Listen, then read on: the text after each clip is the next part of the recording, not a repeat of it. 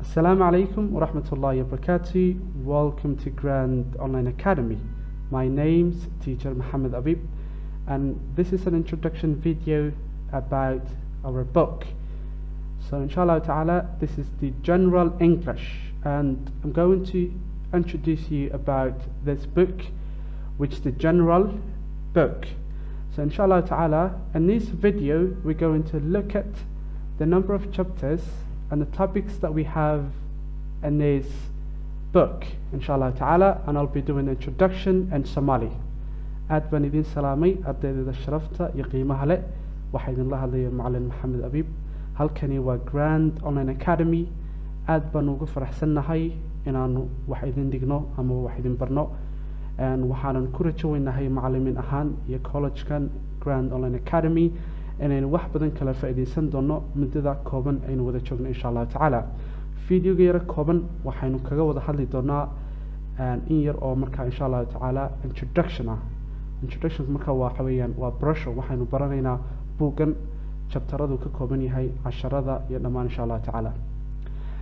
Buugan waa buugii General English. waxaan ugu talagalnay ardayda markaa wax akhriyi karta isla markaana ay Englishka wax uga bilaaban yihiin. Okay, marka as you obviously see from the title, this is general English. So marka inooga muuqato titleka general waa wax guud weeyaan. waxaan idinka dhisi doonaa haddii alla idhaahdo afarta skill ee uu leeyahay luqadda Englishku. afarta skill ama xirfadood oo ah reading akhriska, writing qoraalka, speaking marka waa hadalka, iyo waliba listening basically dhegeysiga. inta xirfadood baan waxay idinka dhigi doonaa intii Ilaahay naga karsiyo haddii alla idhaahdo. buugana waa general weeyaan. marka insha Allah ta'ala saad ka warqabtaan waxaan idiin soo diri doonaa casharada 5 cisho oo wiiga ka mid ah. 5 cisho oo wiiga ka mid ah laga bilaabo maalinka Sabtida ilaa iyo maalinka Arbacada. 5 cisho ayaan si toos ah idinku soo diri doonaa casharada inta u dhaxaysa 8 subaxnimo ilaa iyo 9 subaxnimo saacada Geeska Afrika haddii alla yiraahdo. casharadu waxay u baxayaan sida tan haddii alla yiraahdo. kuwaasi markaa nambarada aad nagala soo xiriiri doontaan weeyaan contactski weeyaan insha Allah ta'ala. nambaradaas nagala soo xiriiri doontaan. casharadu waa sidan oo kale. waa markaa waxay ka kooban yihiin 13 chapter. Okay, 13 chapters. buuggeena wuxuu ka kooban yahay 13 chapter. marka chapterkeena koowaad wuxuu ku saabsan greetings. Okay, marka waxaynu wax iska weydiin doonaa su'aalayn ku haysano. marka it's all about an introduction. Okay, maadaama maalinkeeni koowaad tahay waxaynu qaadan doonaa brochure iyo salaamaha ayaynu ka wada hadli doonaa. greetings waa salaamaha weeyaan. introduction marka waa maxay? brochure. su'aalahaasaan isweydiin doonaa markaynu su'aalaha discussion ka samayno ama wadood waxaynu gudbi doonaa qaybta xigta grammar insha Allah ta'ala. marka casharadaas saas soo bixi doonaan haddii alla yiraahdo. markaynu qaadano hal cashar maalin waxaynu qaadan doonaa activity-giisii ama layligiisaynu qaadan doonaa insha Allah ta'ala. waynu ka shaqayn doonaa sidaasay casharada marka inooga bixi doonaan haddii alla yiraahdo. marka maalin kastoo khamiisa haddii alla yiraahdo waxaanu idin siin doonaa extra activity dheeraada oonu markaa ku kaabayno luqadeena Englishka oo markaa iskugu jira noocyada kala duwan ay leeyihiin ama qaabab kala duwan ay leeyihiin activitiesku.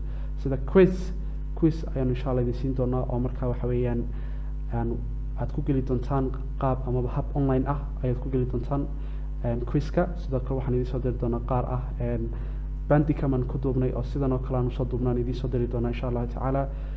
saasay marka casharadeena u bixi doonaan. runtii aad baan ugu faraxsannahay inaanu markaa aynu isla qaadano buuggan. magacaygu sidaan hore idinku sheegay waa macallin Maxamed Abiib. waxaan idin dhigi doonaa insha Allah ta'ala course-ka General English ama General Course. wuxuuna socon doonaa muddo 3 bilood ah sidii markaa aad hore laydinku soo sheegay.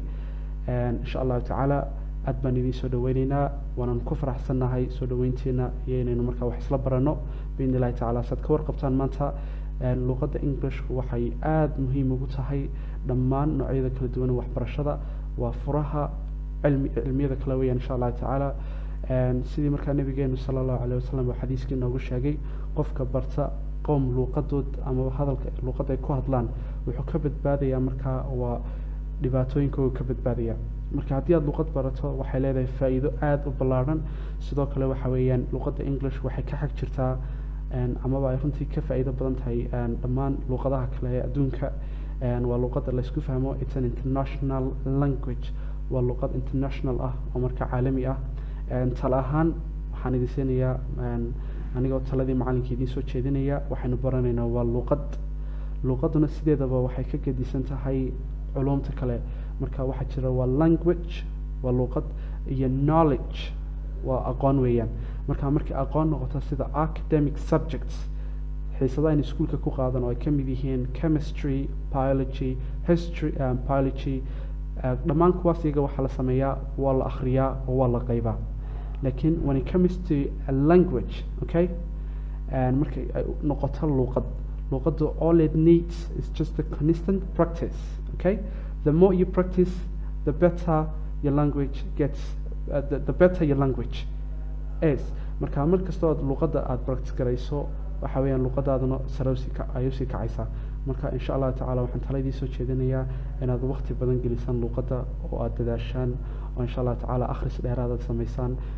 marka there are lots of methodologies that you can use just to improve your English skills. waxaa jira habab badan iyo methods aad isticmaali karto si aad u kobciso luqadaada Englishka. But one of the effective methodologies that you can boost or enhance your English skills or capacity is just to listen to an English program, whatever program it is. I want you to make sure that you listen to an English program. You can listen to, for example, English news. You can also listen to any other program that you find interesting. marka hababka ugu wanaagsan isla markaan ugu fudud ee aad ku baran karta luqadda Englishka waxaa ka mid ah inaad dhegeysi badan aad samayso. marka insha Allah tacaala waxaad dhegeysan kartaa barnaamij kasta oo aad jeceshahay oo ku baxaya luqadda Englishka. sida waxaad dhegeysan kartaa wararka Englishka ku baxa. waxaad soo kala dhegeysan kartaa haddii inta badan dumarka waxay jecel yihiin cooking, wax karinta. marka waxaad dhegeysan kartaa barnaamij markaa wax la karinaya ama cunto karin ah oo luqadda Englishka ku baxaya. ragga inta badan waxay dhageystaan barnaamijyada kala duwan. qaar waxay dhageystaan marka football matcheska, ciyaaraha kubadda oo ku baxaya luqadda Englishka. marka whatever it is, I want you to basically make sure that you listen to an English program. Okay, marka programka nooc doona ha noqdo, laakiin aad wax dhageysato oo barnaamij English aad dhageysato waa mid lagama maarmaana. talahaana intaasaan idiin soo jeedinaya dhegeysigiina aad badisaan. marka arday badan baa inta badan weydiisa macalin sideenu sare ugu qaadnaa luqadeeda iyo hadalkeyga. marka waxa weeyaan waa inaad dhegeysi badan aad samayso. markaad wax dhegeysato waan dareensanahay inaanad markaa fahmin waxay leeyihiin. Okay, but I want you to know and bear in your mind that there is coming a day that you'll understand each and every word from their mouths. marka waxay iman doontaa maalin aad fahmi doonto wax kasta ay ku hadlayaan markaad dhegeysi badan samayso. waxyaalo badan baad ka faa'iideysaa, sida marka waxaad faa'iideysaa dhawaaqa, pronunciationkaad ka fahmi doontaa. sidoo kale waxaad fahmi doontaa linking words, isku xidhka ereyada saa la iskugu xidhiyaad fahmi doontaa. sidoo kale hadalkaagana insha Allah wuu ku fududan doonaa. marka intaasaan talahaana idiin soo jeedinayaa ardaydeeda sharafta badan.